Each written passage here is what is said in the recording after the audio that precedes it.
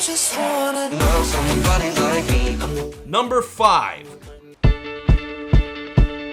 Let us now contemplate Ed Sheeran, who ended 2017 as the biggest, maybe even the only real pop star left in the game.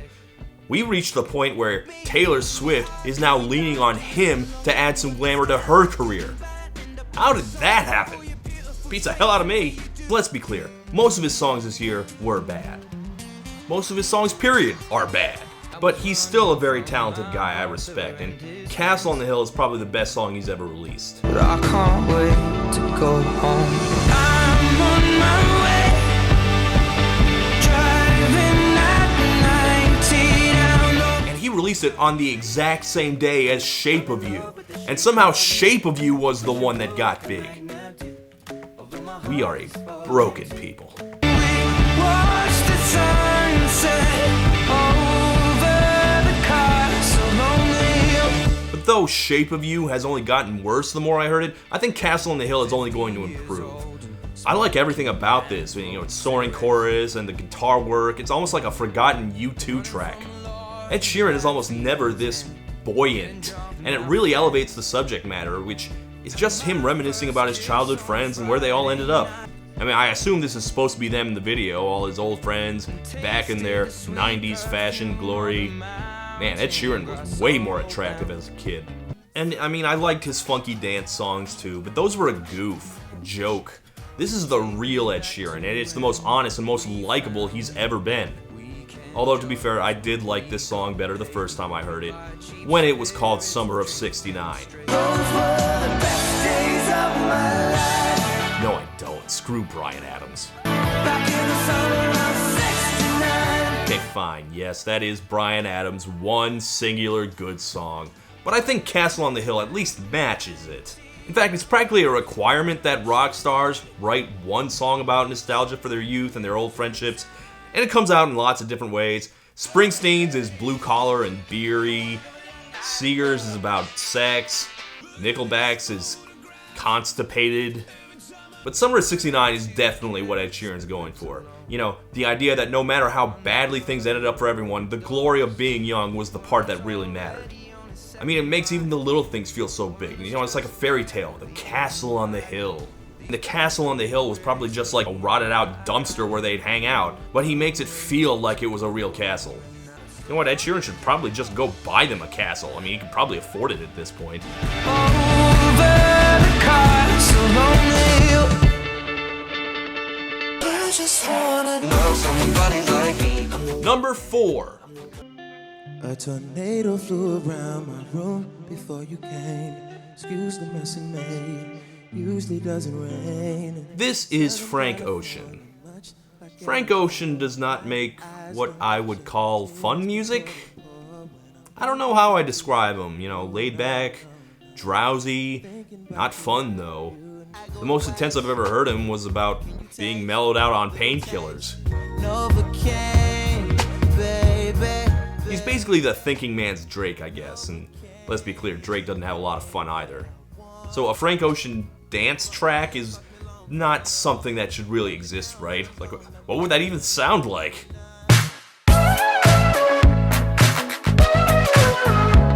Man, I used to really dislike Calvin Harris, but more and more he's been getting on my good side. Calvin Harris just does such good work these days. He even got Katy Perry a hit this year. Don't be afraid to catch feels. And I liked Feels too, I just couldn't get past the fact that it was about feels. Do you slide on all your nights like this? Now this is my favorite song of his. It's definitely the most ambitious.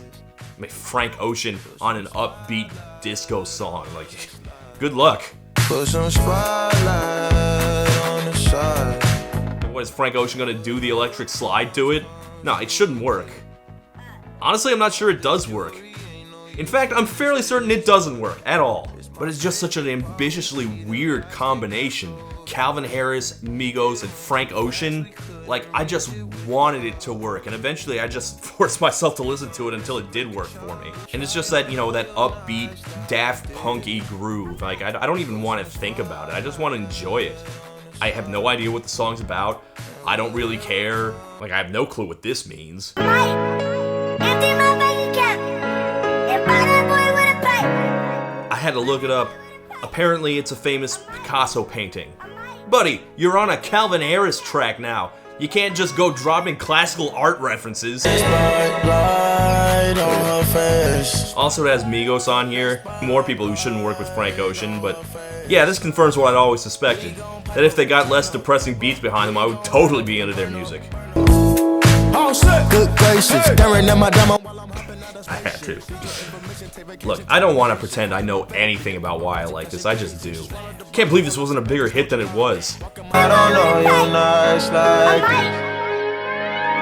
You just wanna know somebody like me. Number 3. Yeah, and now, Charlie Puth. Let's Marvin Gaye and get it on. You got the hit. This is wrong. This is so wrong.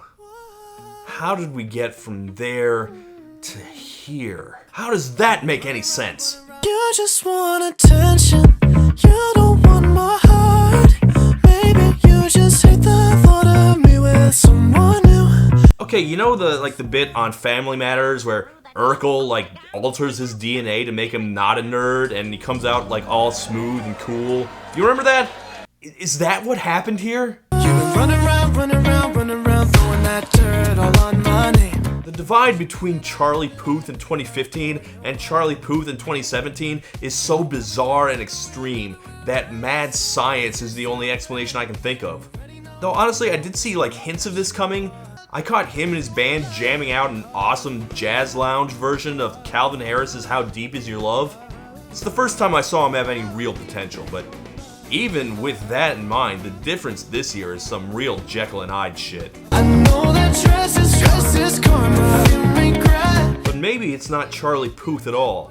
This song is all about that bass. Let's Marvin Gaye and get it. No, not Meghan Trainor bass. I mean real bass. You don't want my heart.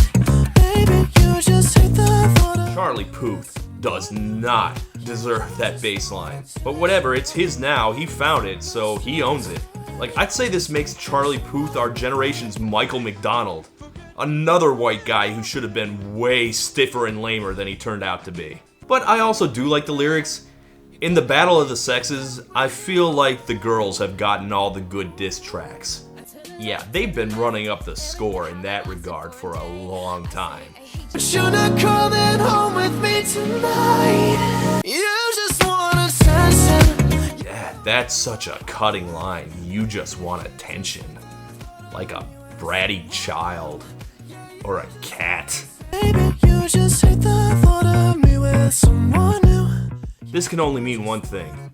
Charlie Puth has been dating Cher Lloyd. I don't give a no one else can have you. Yeah, they deserve each other too. What are you doing to me? What are you doing? And what this really does is throw Adam Levine's failures into sharp relief.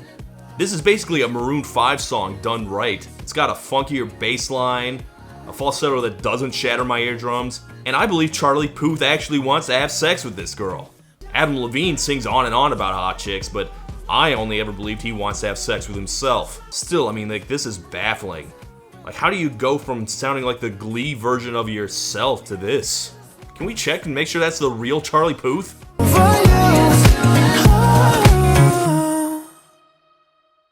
Just wanna know somebody like me. Number 2.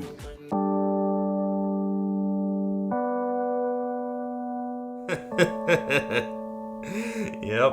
We were staying in Paris to get away from your parents, and I thought, wow, if I could take this in a shot right now. I almost made this my number 1.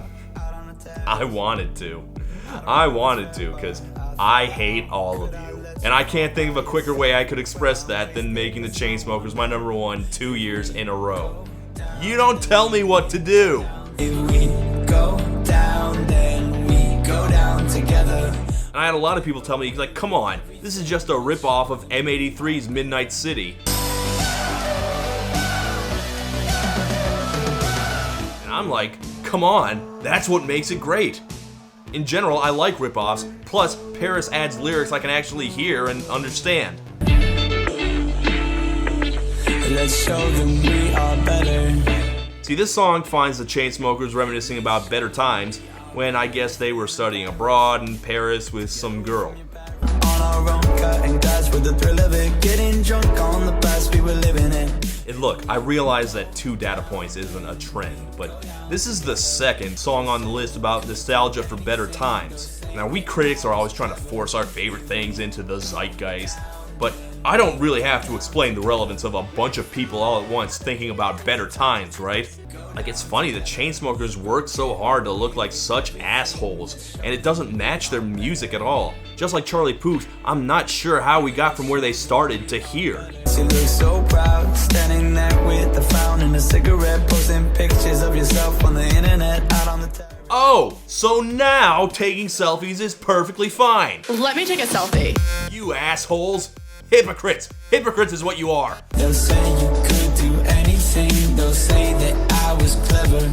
And there's like this glamour to it, like this rich, wealthy, 80s-esque, never had to worry about money in my life glamour, like living in Europe just to avoid your parents. Like, that's a long-ass way from the perpetual brokenness of Closer. We were staying in Paris, get away from your parents. We were stealing a mattress. And more than anything else, I just love it when the dude lets loose. Like, We breathe in the air of this small town. the guy can't sing, he doesn't try to sing, he's never tried to sing, and then suddenly, we were staying in Paris! I know it's not Freddie Mercury or anything, but Andrew Taggart straining to hit those, not even high notes, medium notes, is my favorite 2 seconds of the year. It's like a puppy learning to walk, you know? You did it! And now, real quick, some honorable mentions. I don't really care if you cry. When people look back on the year, I get the feeling that EXO Tour Life is going to be the song people remember. I don't think I ever even heard it once on the top 40 stations, and I felt like I knew every word. If there's any song that sums up for me what 2017 was like, it's this one.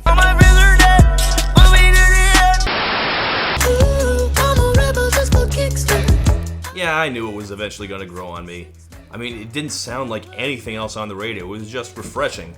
Just like the refreshing taste of cool vitamin water. This stuff is pure diabetes.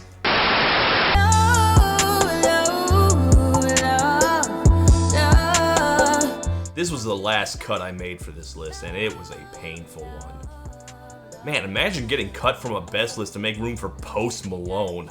Man, now I feel bad. I'm way too good at goodbye. Sam Smith is getting better, and I mean, that's a good sign, right? If even Sam Smith is holding my attention, I have to be optimistic. Oh, I've been shaking, I love it when you go crazy. Jesus Christ, who keeps letting artists I hate on this list? There's nothing holding me back. Okay, yeah, this was probably the most upbeat of the year's big hits. It was a truly spirit-lifting song. There was just one thing that was holding it back, and that was the guitar line. What kind of weak riff is that? Get some Eddie Van Halen on there or something, jeez. Rich nigga, po nigga, house nigga, feel nigga. I'm kind of surprised how much new ground Jay-Z has managed to cover this late in his career. Also, this song has the greatest 3-second pause in music history. OJ like, I'm not black, I'm OJ. Okay. Just know that I want you back. In the non-hit section of the honorable mentions, I'd like to give a shout out to Haim, the indie rock Wilson Phillips. I like the dance moves.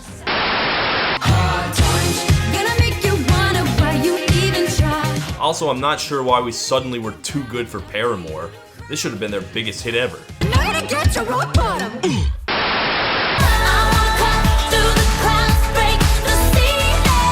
And as always, y'all are sleeping on my girl Carly Rae. Come on, people.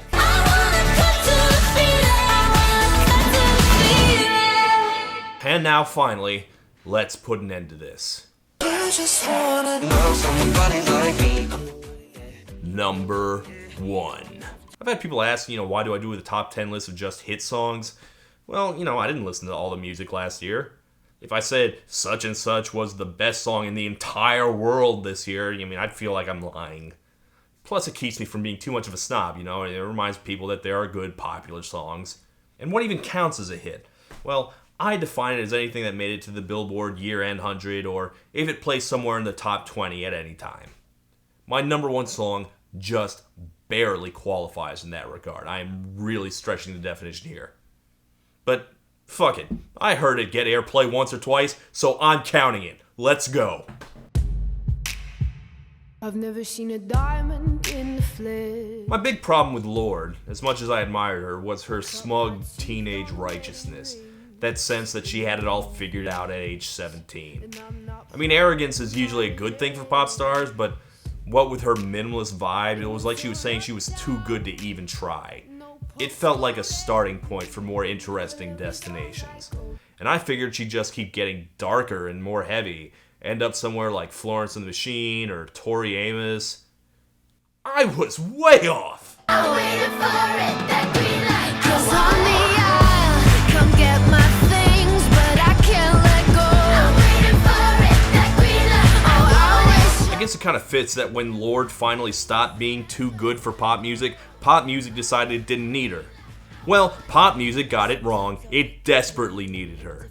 And despite the song and album not really catching fire, I think this is the one that's going to linger in the memory. The shot, Grammy nominations, all the critical acclaim, yeah, this one is going to grow in hindsight. And to be clear, even though it sounds like a dance song, it's actually a really, really bitter breakup song. That you said that you would always be in love, but you're not in love. Apparently, she got her heart broken for the first time, and this song was the result. I mean, she's stalking her ex and his new girl on social media like she's Drake or something. She's still obviously very young. She's got those teenage blinders on. She thinks you love the beach, you're such a damn liar. See, here's the thing. Maybe he does like the beach.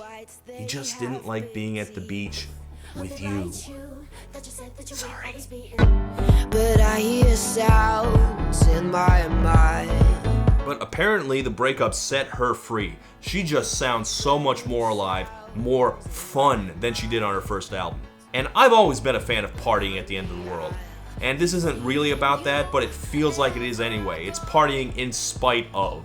On the aisle, be seeing you down every road. I'm waiting for it. And really, that's what I really wanted from music this year in the end.